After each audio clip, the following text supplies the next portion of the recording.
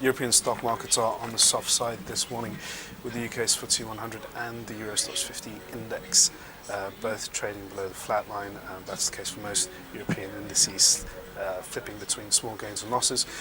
In the currency space, the euro is trading around that 133 mark, firmly below 134. While the yen continues to weaken against the dollar, hovering around the 94 level.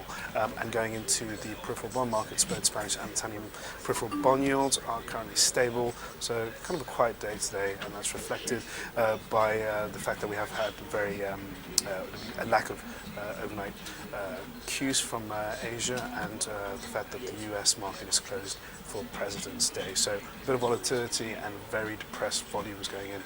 Good morning, I'm Ishaq, Siddiqi, and welcome to another Daily Market Bite. I'm going to give you a quick idea of what's going on in stock markets today. The big news over the weekend was the G20 meeting, where world leaders have pledged to not be involved in a currency war, or in other sense to avoid manipulation of currencies and let market forces decide exchange rates. There was a big concern going into the G20 meeting about what leaders will have to say, given that Japan has essentially watered down the price of the yen against its rivals on the back of its ultra-easing policies, with a new government in place who are looking to spur economic growth. So there was a concern there. The G7 last week pledged to avoid it, and then the G20 have followed up with that.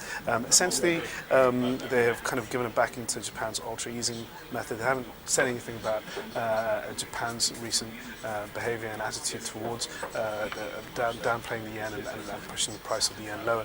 But on the flip side, markets are pretty cautious on the yen on the whole, given the fact that we're still looking for a new Bank of Japan governor, and that's going to be the big yen event next, and we should get some sort of conclusion to that in the weeks ahead. At the same time, we also have Italian elections coming up this week, so a bit of hesitation on that side. Not many people are expecting a big change to the status quo in Italy, and are expecting a Euro-friendly technocrat Monti-style government to remain in place, with Bersani, the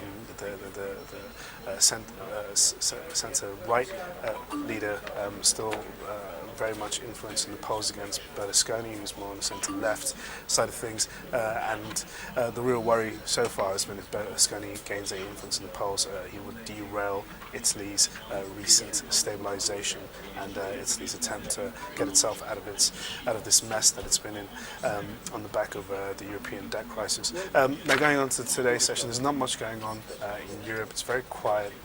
We've had no meaningful data out, and the US markets are closed.